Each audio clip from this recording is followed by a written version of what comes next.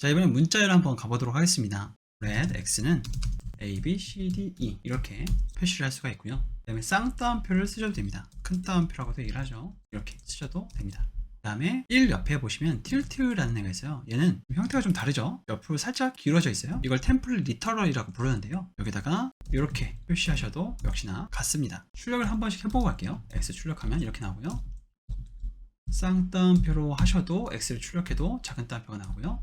tilt를 사용하셔도 x를 출력해보면 역시나 따옴표로 나오게 됩니다. 자, F5를 눌러서 리프레시 한번 하고요. 이렇게 많이 사용을 하거든요. 이게 무슨 얘기냐면 red name은 후준이라고 하고요. red age는 10이라고 하도록 하겠습니다. 예전에는 어떻게 했냐면 콘솔 로그 제 이름은 그 다음에 플러스 name 플러스 입니다.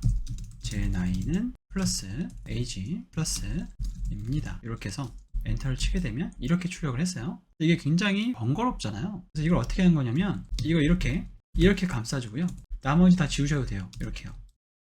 여기도 지우고요. 여기도 이렇게 지우도록 하겠습니다. 엔터를 쳐보시면 name과 age가 변수로 인식을 못하는 거죠. 그래서 변수로 인식할 수 있도록 달러 표시와 중괄호로 표시를 해줍니다. 그러면 이제 변수가 되는 거예요. 달러 표시 중괄호.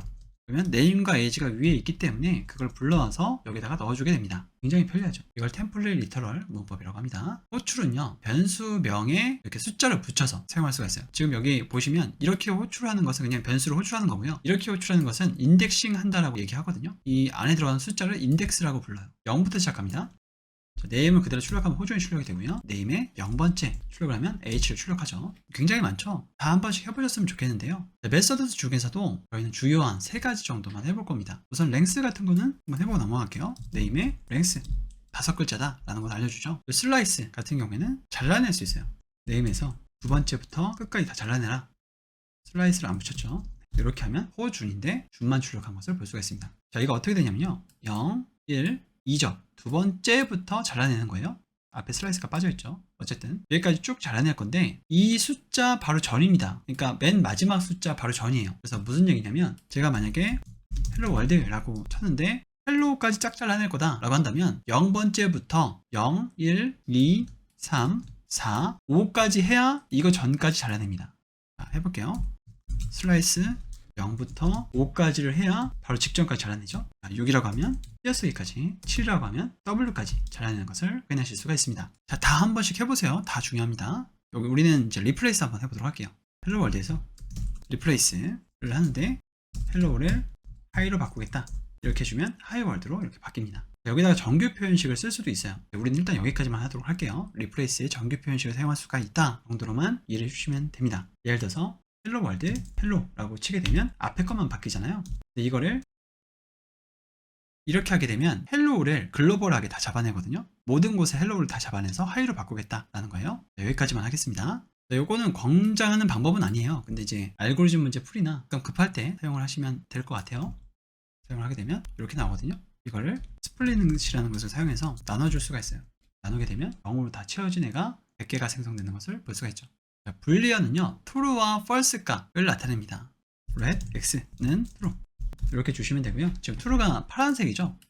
그리고 따옴표 안 붙였다는 게 주의할 만한 것이고요. 다른 언어에서는 이 t를 대문자로 쓰는 경우도 종종 있어요. 그래서 그거 주의해 주시면 되겠습니다. 어떤 것이 true이고 어떤 것이 false인지 판단하는 것은 매우 중요한 내용이에요. 그래서 느낌표 2개로 판단해 보시면 되거든요. 느낌표 2개, 가장 주의하셔야 될 게 요거 다른 언어에서는 false입니다. 느낌표 2개, 요것도 다른 언어에서는 false예요. 요 느낌표 2개, 아무것도 없는 게 false고 글자가 하나라도 있다 라고 한다면 true죠. 그리고 느낌표 2개, 0을 제외한 숫자들은 전부 다 true예요. 10 이렇게 하면 true죠. 마이너스 10도 true죠.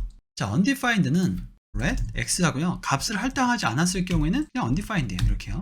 그리고 x에다가 null을 주게 되면요, 없음을 명시하는 거죠. 값을 없음을 명시해 주는 거예요. 예를 들어서 여러분들이 반 학생 중에서 한 분이 전학을 갔다고 해서 반 번호가 쭉 당겨지지 않잖아요. 그럴 때는 없음을 명시를 해주는 겁니다. 이렇게 null로요.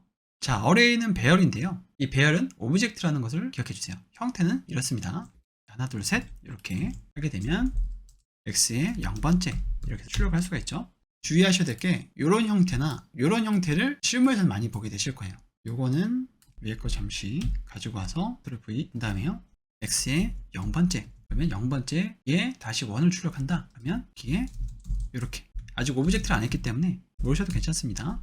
근데 요거는 이제 우리가 배열하는 거기 때문에 요건 아셔야죠. 복사해서 붙여넣고요. 만약에 내가 400을 출력하고 싶다 그러면 x에 0번째를 출력하면 이렇게 3개가 나와요. 근데 여기는 400이 없죠. 이렇게가 가져온 거예요. 1컴마 기준으로. 그리고 x의 1번째 라고 한다면 뒤에 거 3개를 가져왔겠죠. 3, 4와 30과 40과 300과 400. 그러면 x의 1번째에 2번째를 찾으면 되겠죠. x의 1번째에 2번째 이렇게요. 그리고 이 x의 1번째에 2번째에 400 가지고 올 거니까 1번째가 될 겁니다. 0부터 시작하니까요. 이게 왜 중요하냐? 여러분들이 JSON 제너레이터 같은 것을 검색해 보시면 이제 실무에서 쓰시는 데이터 같은 걸 생성할 수가 있거든요. 여기 제너레이트 하시면요. 이거 지금 어레이죠. 여기 보시면 뎁스가 그렇게 얕지가 않아요. 이거 좀 크게 해볼까요? 지금 예를 들어서 프렌드 목록을 출력한다라고 했을 때 어떤 뭐 인스타그램이나 이런 데서 그러면 회원의 0번째의 프렌즈의 0번째의 네임 이렇게 접속을 해야 되거든요. 그래서 뎁스가 계속 깊어지기 때문에 접근하는 방식을 알고 계셔야 돼요. 이렇게 접근할 수 있다. 그리고 이렇게도 생성할 수가 있죠. 이거 앞에서 안 했었는데 스트링도 이렇게 생성할 수 있어요. 10 이렇게 넣으면 바뀌죠. 지금 넘버가 스트링이 됐잖아요. 이것도 마찬가지로 어레이를 생성할 수가 있습니다. 지우고요. 여기서도 한 3, 4개 정도만 해보도록 할게요. x에 10, 20, 30, 40 이렇게 해서요. x에 x 출력하게 되면 4라고 나오죠. 그리고 제가 앞에 red 안 썼는데요. 왜냐면 위에 x가 선언되어 있기 때문에 지금 여기서는 이렇게 써도 되죠. 그럼 값을 바꾼 게 되는 거죠. forEach는 뭐냐면 .forEach 이렇게 하게 되면 순회를 돌아요.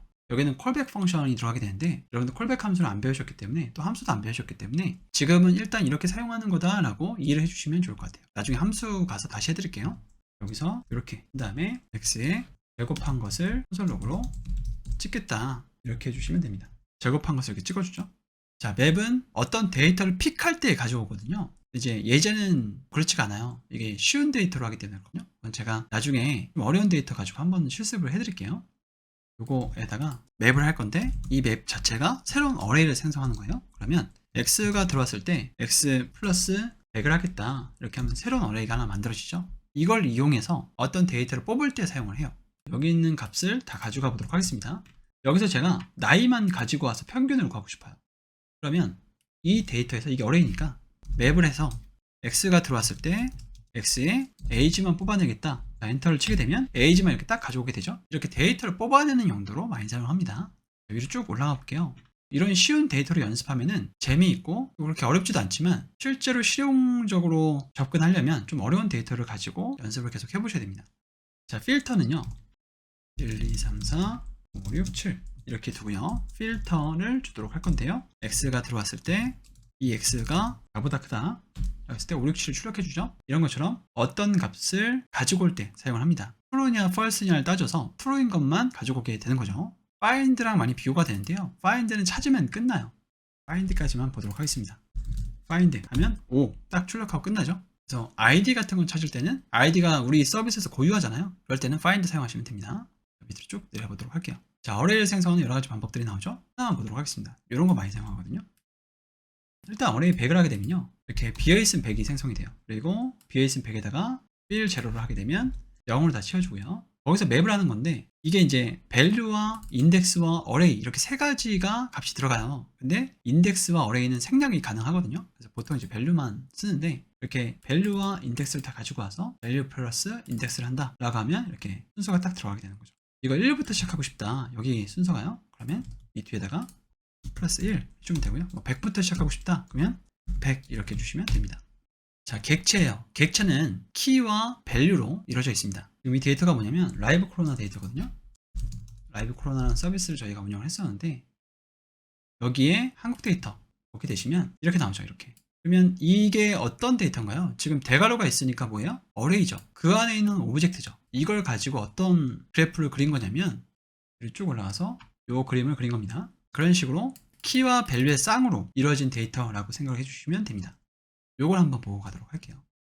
서울, 부산. 그럼 이걸 순회를 돌면서 데이터 하나씩을 가져오면서 그 원을 그리는 거예요.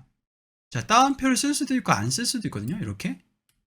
근데 따옴표를 써주시는 게 좋죠. 왜냐하면 이런 것 때문에 그렇습니다. 중간에 띄어쓰기가 있을 수도 있고요. 특히 이제 한국어 같은 경우에는 띄어쓰기가 있는 경우들이 있죠. 이렇게 앞에 숫자가 나오는 경우들도 있기 때문에 이렇게 따옴표를 묶어주시면 문제가 생기지 않죠. 자, 그리고 이 문법은 새로 나온 문법인데요. x1, y2, g3라고 했을 때 각 변수의 변수명과 그 안에 있는 값을 키와 밸류로 쓰고 싶을 때 이렇게 쓸 수가 있습니다. 한번 복사해서 여기다가 컨트롤 V 하도록 하겠습니다. 그러면 오브젝트는 이렇게 출력이 되죠. 두 가지 방식으로 접근할 수가 있어요. 변수명, 그리고 변수명에 점을 찍고, 그리고 변수명에 대괄호를 쓰고. 그러니까 두 가지 방식으로 접근할 수가 있죠. 이렇게 오브젝트에 점을 찍고 x 이렇게 해도 되고요. 오브젝트에 대괄호를 쓰고 x 이렇게는 못해요. 앞에다 이렇게 작은 따옴표 이렇게 해주셔야 됩니다. 그러면 1이 나오죠. 왜냐면 그냥 x라고 했을 때 이 x를 변수 취급하기 때문이에요. 위에서 이제 x를 찾는 거죠. 예를 들어서 let x가 1이다 이렇게 되어 있으면 오브젝트에 1이 되는 거잖아요. 근데 1은 없죠. 자, 어레이도 수정이 가능했었죠. 오브젝트도 수정이 가능해요. 이렇게 하게 되면 밸류가 아니라 오브젝트라고 할게요. 오브젝트는 이렇게 헬로의 월드가 들어가 있는 상태가 되죠. 삭제는 델리트라는 키워드로 할 수가 있어요. 오브젝트에 헬로 엔터를 치게 되면 오브젝트 그러면 헬로 월드가 없어졌죠. 추천하지 않습니다. 이게 메모리상에 월드가 남아있거든요. 그래서 이런 식으로 널로 표기해 주시는 것을 권장해드려요.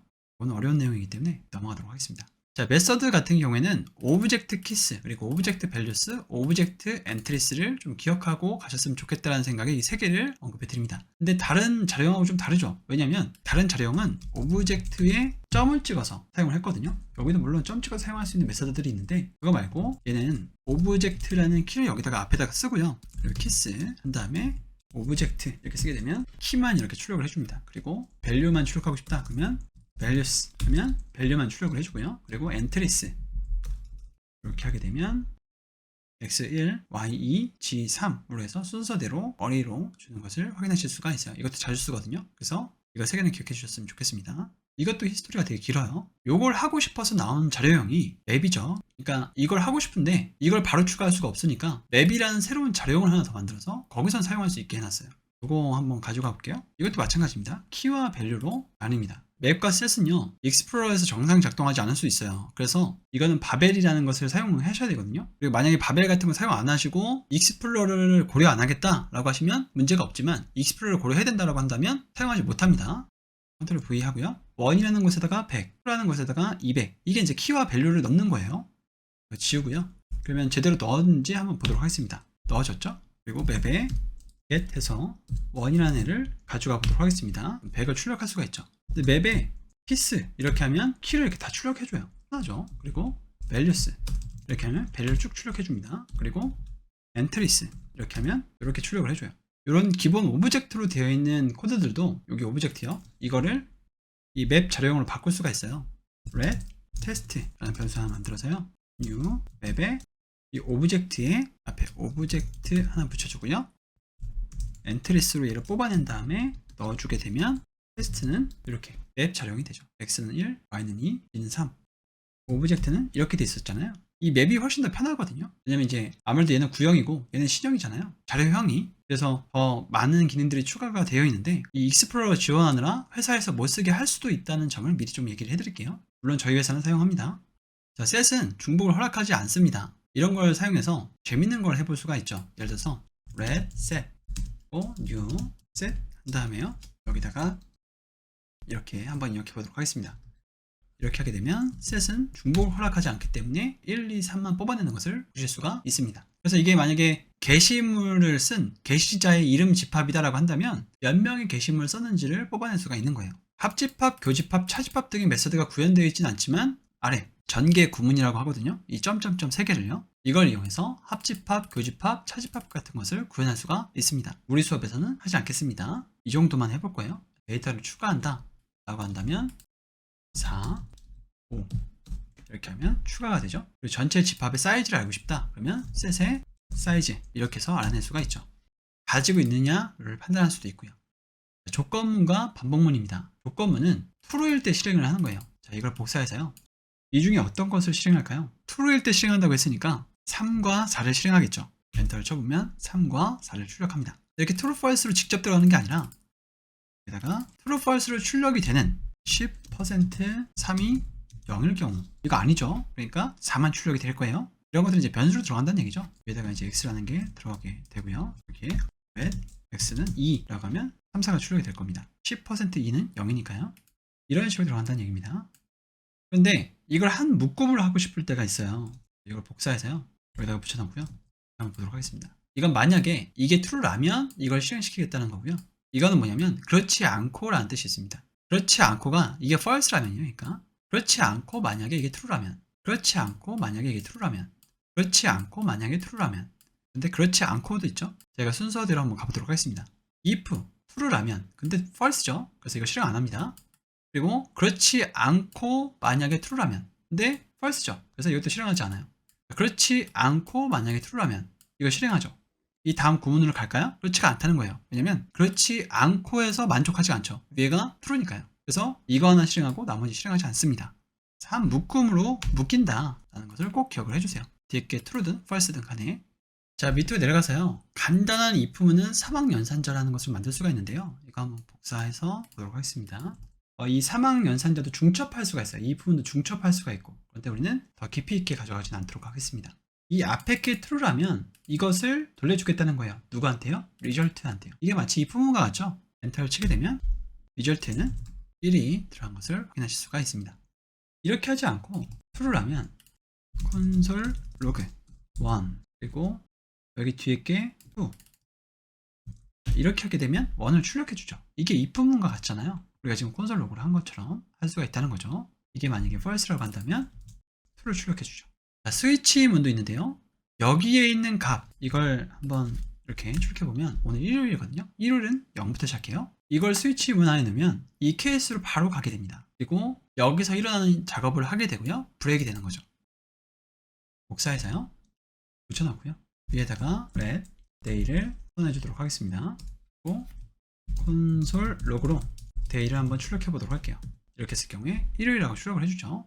자, 이면 반복문이에요. 반복문은 반복하겠다는 겁니다. 예를 들어서 0부터 10까지를 출력하고 싶다. 그러면 이런 거를 쓰는 거예요. 자, 이렇게요. 이 변수를 새로 만드는 겁니다. i가 0부터 10보다 작은 동안에 이걸 11로 해주면 10까지 출력하겠죠?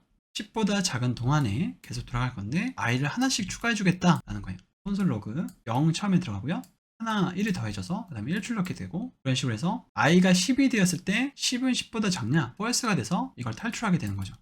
실행을 해보면 9까지 출력이 되는 것을 확인하실 수가 있습니다. 이걸 11까지 하면 10까지 출력이 되겠죠? 이렇게요. 그리고 여기 있는 값들을 여러 번 만져보시기를 권해드리는데요. 예를 들어서 여기는 10이고 여기가 만약에 5라고 한다면 어떻게 될까요? 이렇게 출력이 되겠죠? 그리고 여기는 0이고요. 여기가 i++가 아니라 i는 i 플러스 2라고 한다면 이렇게 짝수만 출력을 해줄 거예요. 자, 그리고 두 번 중첩하는 것까지는 한번 해보시기를 권해드립니다. 5가 이렇게 하나가 있고요. 이렇게 복사해서 i++ 여기는 j++ 위에도 없어져야 되겠죠? 콘솔 로그 템플릿 리터럴 법으로 가로 요거를 표시한 다음에 3개 두고요. 곱하기 i 여기다가 j 여기다가 i 곱하기 j 이렇게 한 다음에 엔터를 치게 되면 도구 단위 출력이 되죠. 이렇게 두 개의 포문을 중첩해서 쓰는 거는 물론 0부터 되어 있지만 이거 바꿔주면 되겠죠. 여러분들이 한번 해보세요. 이렇게 두 개의 for를 중첩하는 경우들은 많이 있습니다. 자, 이거 복사해서 한번 해보도록 할게요. for 5부문은요 안에 있는 요소들을 순회하는데요. 자, 이거는요 10, 20, 30, 40을 순회해요. for 5부문이에요. 이것도 마찬가지로 익스플로러 지원 이슈가 있습니다. for of mdn이라고 쳐주시고요. 밑으로 쭉 내려가 보시면요. 여기에 익스플로러 지원 이슈가 있죠. 또예요. 지원이. 이렇게 했을 때 10, 20, 30, 40을 출력하는 것을 보실 수가 있습니다. 자, 그리고 이걸 주석 처리하고요. 이걸 주석을 풀어볼게요. 그러면 이것도 하나씩 순회를 합니다. 이렇게요. 헬로우를요. 그래서 알고리즘 문제에서 이런 문제를 많이 보셨을 텐데요. 이렇게 하나의 숫자들이 들어왔을 때의 모든 자릿수의 합을 구하라. 이런 문제가 나왔을 때 하나씩 순회해주면 되겠죠. 예를 들어서 red s라는 것을 하나 이렇게 선언을 해주고요. 또 5부문으로 보는데 만약에 문제가 이거였다 라고 한다면 컬렉션에 a를 놔주고 얘는 i s에다가 누적해 줄 건데 i를 누적해 주겠다 라고 한다면요. s는 숫자 그대로 들어왔죠 지금. 그리고 형변환해서 false int로 이렇게 해주게 되면요. s는 21이 들어왔죠 지금. 1 더하기 9 더하기 8 더하기 2 더하기 1은 21이잖아요. 요거 한번 보도록 하겠습니다. 요거 엔터를 치게 되면 키 값만 순회를 해요. 이렇게 오브젝트가 들어왔을 때는요. 키 값만요. 그럼 내가 밸류까지 알아내고 싶다 라고 한다면 c v 한 다음에 a에 i 이렇게 해주면 되겠죠. 1, 1, 2, 2를 출력하는 것을 보실 수가 있을 겁니다. 그리고 while문이 있는데요. while문은 이게 true인 동안이에요. 만약에 이 x 증가를 여기서 안 써줬다라고 한다면 0은 영원히 10보다 작죠. 그래서 무한 반복이 됩니다. 주의해 주셔야 돼요. 무한 반복이 될 수도 있거든요. 종료 조건이 없다라고 한다면요. 엔터를 쳐주시고요. 그러면 0부터 9까지 출력이 됩니다. for문도 만약에 무한 반복을 쓰고 싶다 그러면 for에 다 지우고요. 이렇게 세미콜론 2개 써주시면 무한 반복이에요. 다 생략하시면 무한 반복이 됩니다. while true 하셔도 무한 반복이에요. 이렇게도 구현합니다. do while문 넘어가도록 하겠습니다. for each문은 array에서 한번 했었죠. 이것도 넘어가도록 할게요. 자, break과 continue가 있는데요. 차이점만 좀 이해를 해주셨으면 좋겠어요. break은 해당 조건이 만족됐을 때에 반복문을 탈출하는 겁니다. 그러니까 5가 됐을 때 반복문을 탈출하는 거예요. 그리고 밑에 보시면 continue도 있는데요. continue는 뭐냐면 다음 루프로 넘어가는 거예요. 이렇게 하시면 5가 되었을 때 다음 루프로 넘어가니까 5가 안 찍혔죠. 4에서 6으로 바로 넘어갔잖아요. 여기 브레이크는 반복문을 탈출하고 컨티뉴는 다음 루프로 넘어간다 라는 것을 기억해 주세요. 자, 고차원 순회는 넘어가도록 하겠습니다. 이것도 넘어가도록 할게요. 지금 제가 넘어가는 것들을 여러분들이 혼자 공부하실 때는 손으로 좀 써보셨으면 좋겠어요. 이게 30분 요약 강좌라서 사실 넘어가는 건데 여러분들하고 만약에 이걸 일주일 동안 수업을 했었다라고 한다면 이런 것들 다 해볼 겁니다. 하실 수 있어야 되는 것들만 지금 적어 놓은 거거든요. 핵심적인 내용들이에요. 전부 다 여기 있는 내용들은요.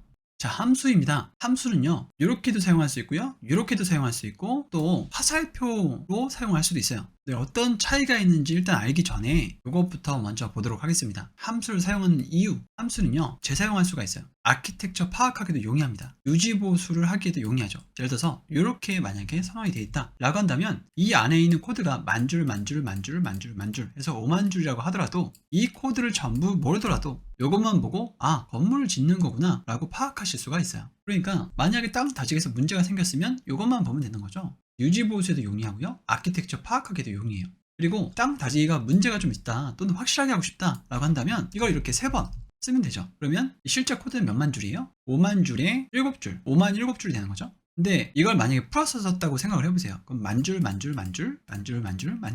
해서 7만 줄이 될 거를 5만 7줄에 표시할 수가 있다는 거죠. 그게 재사용성입니다. 자, 그리고 파선 아실이라고 얘기를 하는데요. 파라미터는 선언할 때 아규먼트는 실제 사용하는 값이다 라는 거예요. 이거 구분을 해줘야 되거든요. 그러니까 예를 들어서 밑에 보시면 여기서 이렇게 선언할 때 이렇게 x와 y라는 변수를 만약에 사용할 거다 그러면 이건 이제 파라미터이고요. 이렇게 들어가는 실제 값은 아규먼트예요. 이거 구분해 주거든요. 근데 그냥 인자라고 부르는 경우들도 있어요. 둘 다요. 이렇게 부르는 것보다는 구분해 주는 게 좋겠죠. 파선 아실입니다. 파라미터 아규먼트예요. 다른 사람들이 인자라고 부른다고 하더라도 여러분들 이렇게 구분해서 불러주시기를 바랍니다. 처음에 배울 때 제대로 배우면 좋겠죠?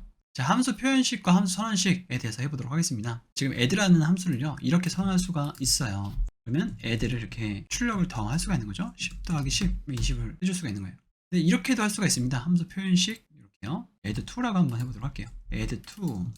이렇게 하게 되면요, return을 여기다가 넣어주면 되거든요. 이렇게. 그리고 여기는 x와 y. 똑같아요. 형식은 좀 더 비슷하게 만들어 볼게요.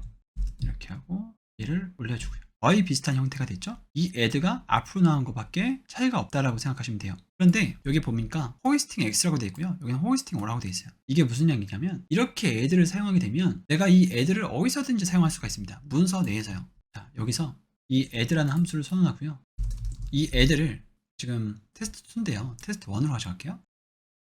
얘는 테스트2는 없애버리고요, 테스트로 가서요, 여기다가 이렇게 선언해 보도록 할게요. 그러면 이 애들을 여기다가 사용하지 않고도 여기서도 사용할 수가 있습니다. 에러가 안 나요. 이거는 10. 그러면 이것의 결과, 여기 10이 들어가서 10 더하기 10해서 20을 출력한 것을 콘솔로 한번 찍어 볼게요. 이 리턴이 뭐냐면 내가 있던 자리에 이 결과값을 주겠다라는 거예요. 내가 있던 자리에 이렇게 되는 거죠. 똑같이 콘솔 로그를 여기다가도 찍어 보도록 하겠습니다. 자, 저장하고요. 20과 8이 출력이 된 것을 확인하실 수가 있죠. 순서대로 읽는다라고 한다면 여기서는 add가 없잖아요. add를 만난 적이 없죠. 그러니까 올간해야되는데 이 펑션은 호이스팅이라는 것을 해줘요. 이 네임을 최상 위로 올려줍니다. 그런데 이 함수 표현식은 호이스팅이 안 돼요. 그래서 우리가 아까 전에 코딩했었던 이 코드를 가지고 와서요, 다시 이걸 주석 처리한 다음에 이렇게 해볼게요. 컨트롤 S 누르면요, 에러가 났어요. add를 찾을 수가 없대요. 지금 add2라고 됐었어야 되는데 잘못됐죠? add2 하고요. 역시나 표기되지 않았다라고 뜨고요. 자, 요걸 주석 처리하고요. 컨트롤 S 눌렀을 때 8이라고 출력을 합니다. 물론 더 깊게 내려가면 단순히 이렇게 설명하는 게 아니라 일시적 사각지대, 그러니까 temporary dead zone이라고 하거든요. TDG라고 하는데요. 이 let 키워드하고 first 키워드하고 class 키워드는 일시적 사각지대에 빠지게 되기 때문이에요. 그래서 X라고 표시를 해놨지만 좀 더 깊게 내려가면 호이스팅은 일어나지만 일시적 사각지대에 빠지기 때문에 에러가 난다라고 얘기하는 게 맞습니다. 그냥 단순히 일어나지 않는다 이렇게 표현하는 것보다는 정확하게 알고 계시는 게 좋겠죠. 자, 밑으로 한번 내려보도록 할게요. 자, 요거 한번 보도록 하겠습니다. 요거 여기서 그리고 이렇게 하게 되면 30을 출력하지만 둘 다 입력하지 않았을 경우에는 300을 출력해요. 이게 이제 디폴트 값이거든요. 디폴트 값이 뭐냐면 입력하지 않았을 때 A는 100, B는 200을 가지게 하겠다라는 겁니다. 자, 여러 가지 테스트가 좀 나오죠. 요거는 넘어가도록 할게요. 여기까지만 하도록 하겠습니다. 자, 콜백 함수를 할 건데요. 이 콜백 함수는 뭐냐면 이렇게 함수를 아규먼트로 주고 내가 너를 나중에 실행시키겠다라는 거예요. 복사해서 실행 한번 시켜보도록 하겠습니다. 보시면 이 함수에서 이 A와 B는 뭔가요? 바로 add와 멀이라고 부를게요. 이 add와 멀은 함수죠. 근데 이름으로 사용하고 있단 말이에요. 이름으로. 변수처럼 사용해서 이렇게 값을 넣어준 다음에 이 안에서 실행시키고 있죠. 이게 어떻게 가능한 거냐? 결국에는 함수의 이름도 보다 변수기 때문입니다. 자, 이거 한번 해볼게요. 호준이라는 애는 콘솔 로그다. 이렇게 하면 앞으로 호준이라는 애를 실행시킬 수 있습니다. 이렇게요. 헬로월드. 그러면 헬로월드가 찍히죠. 이런 것처럼 이렇게 변수로 넘길 수가 있어요. 그럼 안에서는 가로로 이제 실행을 시켜야죠. 이렇게 함수의 호출은 가로로 이렇게 하니까요. 내가 함수를 아규먼트로 받아서 내 내부에서 실행을 시켜준다라는 거예요. call back. 나중에 불러줄게. 그러니까 이 함수들을 내 안에서 불러주는 거죠. 나중에 나를 호출했을 때요. 자, 그런데 이렇게 하지 않고 화살표 함수를 콜백 함수로 사용할 수도 있어요. 지금 우리가 이렇게 한 것을 가지고 이렇게 하는 거죠. 이렇게요. 똑같은 겁니다. 이거랑 보시면 add나 멀을 사용하지 않았죠. 그리고 add나 멀을 어떻게 표현했어요? 이렇게 화살표 함수를 표현한 거거든요. 같은 거예요. 저 코드랑 이 코드랑. 이렇게 했을 경우에 가장 큰 장점은 내가 네이밍을 고민하지 않아도 되죠. add라는 이름을 짓지 않아도 되고 멀이라는 이름을 짓지 않아도 돼요. 근데 이렇게 됐을 경우에는 콜백 지옥에 빠질 수가 있습니다. 이름이 짓지 않는 것을 계속해서 여기다가 반복해서 쓰다 보면은 뎁스가 쭉 이렇게 길어져요. 들여쓰기가 막 수십 번 돼 있고 이런 경우들을 아주 간혹 실무에서도 보게 되죠. 자, 화살표 함수는 여기 밑에 나와 있습니다. 이렇게. 자, 이렇게 표현할 수가 있는 거예요. 이거 지금 제곱을 함수로 표현한 건데요. 화살표 함수를 이렇게 표현할 수 있습니다. 이렇게요. 굉장히 간단해 보이죠? 이제 복잡한 걸 쓰기엔 또 적당하지가 않아요. 그래서 두 개를 적절히 믹싱해서 사용하시면 됩니다. 화살표 함수 같은 경우에는 얘가 리턴 값이 되는데 안에서 뭔가 연산되는 식이 더 있다라고 한다면 중괄호로 한번 감싸주시는 게 맞습니다. 그리고 인자값도 하나가 아니라 뭐 여러 개다 그러면 초괄호로 이렇게 함께 감싸줘요. 밑에 나오죠? 이렇게요. 초괄호로 한번 감싸주고 중괄호로 이렇게 한 다음에 리턴을 했죠. 리턴 값이 하나면 이렇게 써줘도 되고요. 인자값이 하나면 이렇게 써줘도 됩니다. 자, 밑으로 좀 내려서요. 기명함수와 익명함수가 있어요. 이거는 넘어가도록 할게요. 우리 수업에서는 그렇게 중요하지는 않습니다. 자, 클래스예요. 클래스는 붕어빵 찍는 틀에다가 많이 비유를 하거든요. 인스턴스는 붕어빵에 비유를 많이 합니다. 자, 요거 그대로 복사해서 한번 보도록 할게요. 클래스는 뭐냐면 이렇게 어떤 게시판의 게시물을 작성할 때 사용자는 폼에다가 이 제목과 내용과 사진과 이런 것들을 입력한 다음에 전송하기 버튼을 딱 누르겠죠. 그러면 얘가 받겠다는 거예요. 얘가 받아서 붕어빵 찍는 틀이라고 했잖아요. 그래서 이걸 가지고 게시물을 찍어낼 겁니다. 밑에 찍어내는 게 나오죠. 데이터베이스에 각각의 게시물들을 찍어내는 거예요. 지금 new 키워드를 앞에 썼어야 되는데 여기는 없네요. 제가 넣어줄게요. new. 자, 이렇게 엔터를 치고요. 사용자가 이렇게 하나씩 넣은 거죠. 전송 버튼을 눌러서 제목 1, 내용 1, 저자 1. 그러면 컨스트럭터에 제목 1, 내용 1, 저자 1로 들어가게 됩니다. 이 컨스트럭터라는 거는 고정 이름이에요. 이거 이름 바꾸시면 안 됩니다. 자, 이걸 클래스라고 부르고요. 이 게시물 찍혀져 나오는 것을 인스턴스라고 부릅니다. 지금 조금 어려운 예제로 하고 있는데 조금 이따가 쉬운 예제로 다시 한 번 더 말씀을 드려보도록 할게요. 게시물을 계속해서 어디다가 놓고 있어요? 데이터베이스에 푸시하고 있죠. 이렇게 사용자가 이건 이제 입력할 때마다 이런 행위를 해주는 거예요. 그래서 3번 작성했다라고 가정하는 거죠. 엔터를 딱 칠게요. 그리고 이 데이터베이스를 for each 순회하면서 이 각각의 게시물들을 이거는 저희가 돔 API 가서 다시 할 거거든요. create element로 해서 거기다가 이 값들로 넣어주겠다라는 거예요. 이렇게. 그리고 document body에 그 내용들을 추가하고 있는 거죠. 자, 이거 복사해서 여기다가 붙여놓고요. 엔터를 치게 되면 이렇게 생성이 되는 거죠. 이게 게시판이라고 생각을 해보세요. 그리고 실제로 이게 우리 데이터의 베이스에 들어온 데이터라고 생각해 주시면 됩니다. 이해가 되시나요? 어떤 게 클래스, 붕어빵 찍는 틀이고 어떤 게 인스턴스, 붕어빵인지요. 좀 더 실용적인 예제를 한번 보도록 할게요.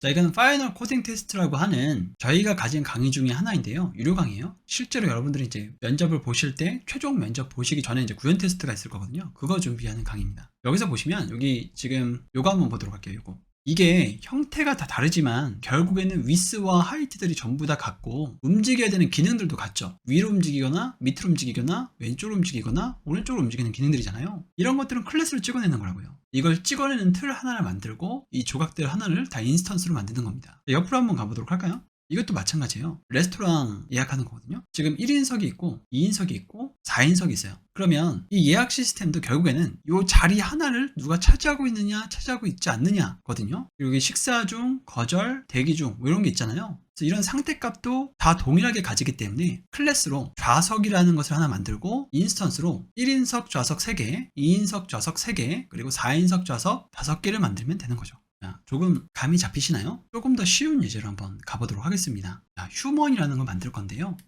이 휴먼이라는 것을 제가 컨스트럭터를 사용하지 않을 수 있거든요. 이렇게 중간에 값을 주지 않을 거면 이런 게 필요가 없어요. 그래서 좀 더 쉽게 어떻게 할 거냐면 휴먼은 기본적인 기능이 예를 들어서 어택이라는 기능과 디펜스라는 기능들을 가지고 있다고 생각을 해볼게요. 그러면 어택 같은 경우에는 콘솔 로그 공격 이렇게 하고요. 이거는 마찬가지로 방어 라고 하도록 하겠습니다. 자, 이렇게 한 다음에 포준이라는 얘를 만들 건데 이렇게 주게 되면 포준은 앞으로 뭘 할 수 있다는 거예요? 어택을 할 수가 있다는 거예요. 이렇게 하게 되면 공격을 할 수가 있게 되는 거죠. 근데 왜 클래스로 굳이 만들어주는 거예요? 이거를 함수로도 만들 수가 있고 오브젝트로도 만들 수가 있는데 왜 그렇게 하는 거냐면 찍어낸다고 했었죠. 제가 이 휴먼을요 포준이 아니라 길동 이렇게도 할 수 있다고 했는 거예요. 길동, 어택. 그럼 아까 피그마에서 봤던 것처럼 이렇게 퍼즐을 맞추는 거 있잖아요. 그렇죠? 이 퍼즐 맞추는 것에 기능들을 구현했다고 했을 때 여기는 어택과 디펜스가 있지만 여기는 레프트, 라이트, 탑, 바텀 이렇게 4가지 방향성으로 움직이는 기능들을 이렇게 구현할 수가 있겠죠. 그리고 나서 16조각들의 어떤 왼쪽으로 움직이거나 오른쪽으로 움직일 때 이렇게만 사용을 하면 될 거예요. 예를 들어서 16번째 조각 레프트 그럼 16번째 조각이 레프트로 움직인다든지 이런 기능들이요. 자, 여기까지만 할 거고요. 클래스는요. 더 깊게 들어가면 프라이빗 필드나 게터와 세터 같은 것도 해야 되는데 요약 강의에서는 맞지가 않아요. 그래서 이 정도만 할 겁니다. 상속까지는 한번 보고 갈게요. 이 상속은 뭐냐면 요걸 한번 이렇게 복사해서요. 이 스튜던트라고 하지 않고 휴먼을 상속해서 고급 휴먼 이렇게 할게요. 그리고 코드 리뷰라고 하지 않고 마법 그리고 콘솔 로그 파이어볼 자 이렇게 한번 해볼게요. 그러면 아까 제가 길동을 했는데요. 춘향 이렇게 해볼게요. 춘향의 고급 휴먼 이렇게 한다고 생각을 해보세요. 그러면 춘향은 뭘 할 수 있을까요? 마법을 할 수가 있겠죠. 춘향 점 마법 이렇게요. 파이어볼을 이렇게 날리죠. 근데 춘향은요 어택도 할 수 있고요. 그 다음에 디펜스도 할 수 있어요. 이게 바로 상속이에요. 여기에 구현이 되어 있지 않지만 휴먼에 구현이 되어 있는 내용들을 그대로 가지고 와서 사용할 수가 있다라는 겁니다. 자, 밑으로 한번 내려보도록 할게요. 예외 처리, 트라이, 캐치, 파이널리가 있습니다. 예외가 났을 때 처리를 해주는 건데요. 예를 들어서 x 플러스는 이렇게 한번 해볼게요. 이렇게 한번 해보도록 하겠습니다. 지금 x가 있어요? 없어요? 없죠? 그런데 지금 x에다가 누적해주고 있대요. 만을요. 그럼 이거 에러 나겠죠? 그러면 콘솔 로그 에러 이렇게 출력해주고요. cv 한 다음에 여기다가 2 한번 출력해볼게요. 파이널리는 무조건 실행되는 앤데요. 이거를 이렇게 해서 이렇게 한번 출력해보도록 하겠습니다. 엔터를 치게 되면 에러를 출력했고요. 그리고 이 2가 에러 메시지예요. 원래 빨간색으로 출력이 돼야 되는데 지금 빨간색 출력이 안 됐죠. 그리고 파이널리는 무조건 실행하느라고 했으니까 실행이 됩니다. 자, 다시 한번 해볼 건데요. 여기서 이거를 에러라고 하면 콘솔은 뭐 콘솔 로그 말고 에러 말고도 콘솔 dir, 콘솔 테이블 같은 것들이 있습니다. 저희 과정 중에서도 자바스크립트를 깊게 들어가는 과정이 있으니까 만약 혹시 필요하시다고 한다면 그 강의를 참고해 주세요. 엔터를 치게 되면 빨간색으로 표시를 해주죠. 그리고 파이널리로 이렇게 출력을 하게 됩니다. 저 전개 구문은 뭐냐면 이런 식으로 여러 개의 인자값을 전달해 줄 때도 사용을 하고요. 이거 한번 보도록 할게요. 복사해서 이렇게 그러면요. 만약에 이 점점점을 사용하지 않았다라고 한다면 이렇게요. 그러면 array 3는 이렇게 됩니다. 이렇게 100이 들어가 있고 array 4 이렇게 들어가 있어요. 1, 2, 3, 4가 여기 들어가 있고 12, 30, 40이 여기 들어가 있죠. 근데 전개 구문을 사용하게 되면요. 이렇게 사용하게 되면 얘가 다 전개돼서 들어가게 됩니다. 이렇게요. 그래서 전개 구문이라고 부르는 거예요. 이건 두 가지 용법이 있어요. 이렇게 사용하는 방법이 있고, 이건 이제 다 전개를 해주는 거죠. 전개해서 받는 용법이 있어요. 이거는 1, 2, 3, 4, 5를 한 번에 얘가 받겠다라는 거예요. 그래서 어디서 많이 사용하냐면 맥스나 민 같은 걸 뽑아낼 때에도 전개를 다 해줘야 되거든요. 그걸 사용하실 때 많이 사용하게 되죠. 이렇게도 사용할 수 있습니다. 10, 20, 30이 각각 A, B, C에 들어가고요. 나머지는 다 D에 들어가게 돼요. 밑으로 쭉 내려보도록 할게요. 정규 표현식은 정규 표현식 책이 무료로 나가 있거든요. 그걸 참고해 주세요. 리디북스에 정규 표현식을 검색하시면 이렇게 나옵니다. 파이썬 강의이긴 한데 어차피 자바스크립트 기준으로 먼저 실습을 해보기 때문에 보셔도 돼요. 제가 몇 개만 해볼 건데요. 이 정규 표현식은 어렵다. 컴퓨터 사이언스 중에서도 가장 어렵다라는 얘기가 있을 만큼 정규 표현식은 어렵습니다. 인프런 강의로도 나가 있으니까요. 혹시 필요하시다면 그런 강의들을 참고해 주세요. 여기 사이트 잠깐 들어가서 여기서 헬로 월드라고 되어 있는데 예를 들어서 대괄호를 하고요. 여기다가 이나 그 다음에 여기 헬로, 할로, 홀로, 헬로 이렇게 되는 거죠. 이걸 다 짚어보겠다라고 한다면 이걸 지우고 헬로우나 할로우나 홀로를 다 짚겠다라는 거죠. 그리고 지금 EA를 한 번에 찝겠다라고 하는 거는 이렇게 플러스로 한 개 이상 나올 수도 있다라고 명시를 해줄 수도 있어요. 그리고 여기는 지금 이렇게 꺽쇠가 들어갔죠. 이 꺽쇠는 밖에 있을 때는 시작이고요. 이 대괄호 안에 있으면 낫의 부정의 의미를 지니거든요. 1부터 9까지가 아닌 것들을 찝어내겠다라고 한다면 뭘 찝어내겠다는 거예요? 0을 찝어내겠다는 겁니다. 이거 그대로 복사해서요. 밑에다가 이렇게 놓고요. 엔터를 치면 여기까지죠. 여기까지 이렇게 하면 0이 다 없어졌죠. 여기서 1도 없애겠다. 그러면 이렇게 하시면 되죠. 그러면 이렇게 뭐 3도 없애겠다. 2, 3도 없애겠다. 그러면 이렇게 가면 갈수록 막 외계어가 될 거예요. 이렇게 보면 볼수록 하도록 하겠습니다. 자, 리터럴은요. 요것만 하도록 하겠습니다. 2진수, 8진수, 16진수예요.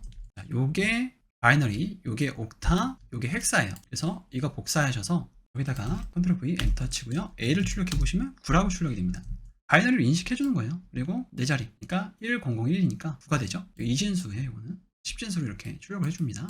자, 구조분해 할당은 한번 하고 넘어가도록 하겠습니다. 이렇게 되었을 때 이게 구조가 같잖아요. 요 구조와 요 구조가 같죠. 그래서 이렇게 하나씩 들어갑니다. 이렇게 하나씩.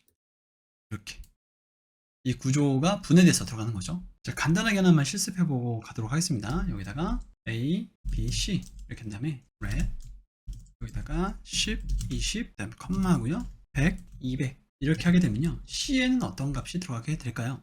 자, 구조가 이렇게 되는 거예요. 이 구조가 여기 들어가게 되는 겁니다.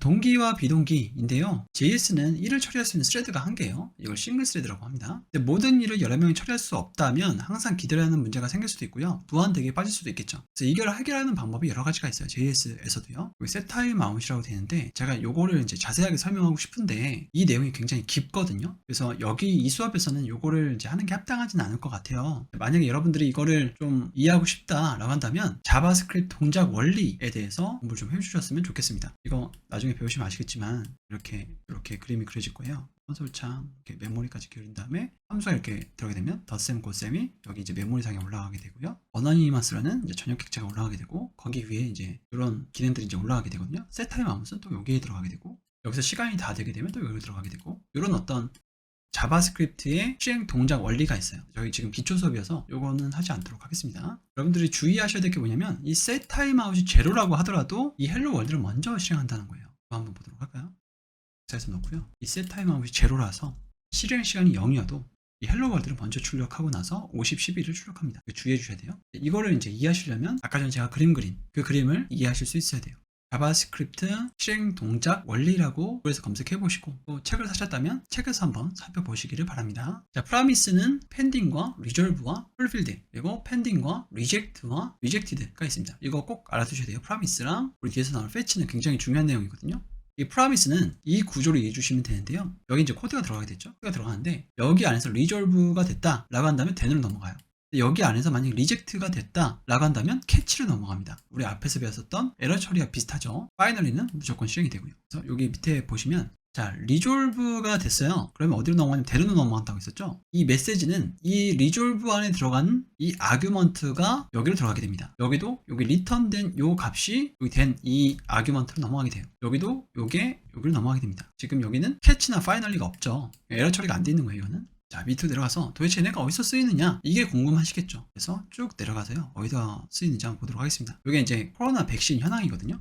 자, 이렇게 해서 F로 보게 되면 fulfilled 성공했다라는 거죠. 리스폰스 받는 게 이 데이터가 어디 있는 데이터인지 한번 보도록 하겠습니다.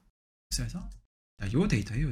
요 데이터를 가지고 오는 거죠. then이 뭐였어요? 성공한 다음이죠. 성공한 다음에 그 데이터를 JSON으로 만들어서 리턴하면 어디로 들어간다고 했어요? 여기로 이렇게 들어가는 거죠. 여기로. 그러면 콘솔 로그 JSON을 찍는 거. 요거 한번 보도록 할게요. 이거 한번 이렇게 복사해서 이렇게 붙여놓도록 하겠습니다. 그러면 이렇게 나오게 되죠. 이걸 여기다가 이제 뿌려주는 겁니다. 우리가 앞에서 한번 클래스 하면서 해봤었죠. 왜 이렇게 해줄 필요가 있어요? 그냥 HTML, CSS로 하면 이 데이터가 동적으로 들어가지 않게 되죠. 이게 만약에 변했어요, 숫자가. 그러면 변경된 숫자가 여기 표시가 돼야 되잖아요. 그런데 그냥 HTML, CSS로만 작성이 되면 변경된 게 반영이 안 되니까 항상 이렇게 동적으로 그려줄 필요가 있다는 거죠. async await 잠깐 할 거예요. 이 예제는 알잘갈딱센이라고 하는 자바스크립트 책을 저희가 참고를 좀 했거든요. 이제 무료 책이에요. 이 책을 참고를 했으니까 이 책 가서 보시기를 권고해드립니다. 왜냐면 내용이 많아요. 이게 단순히 이렇게 예약할 수 있는 강의가 아닙니다. 이 동기와 비동기는요. 특히 async await도 굉장히 많이 쓰는 거기 때문에 사실 이 수업에서 언급하는 것 자체가 부담이에요. 간단하게만 좀 말씀을 드려보도록 하겠습니다. 이거는 기다리겠다는 거예요. async await 해갖고 어떤 걸 기다리겠냐? 밑에 좀 내려봐서 이 fetch 사용한 것에서 async await 요거요, 요거. 요 데이터를 가지고 와서 이 데이터를 다 가지고 올 때까지 기다리겠다는 거예요. 그래서 리스폰스 값을 받은 다음에 그것을 또 어웨이에서 써줬네요. 왜 어웨이에서 써줬을까요? 이게 언제 받아질지 모르니까 동기 처리를 해야 되죠. 근데 함수는 일반적인 함수를 선언할 수가 없죠. 왜냐하면 동기적으로 처리가 되면 안 되기 때문에. 그래서 async를 써줍니다.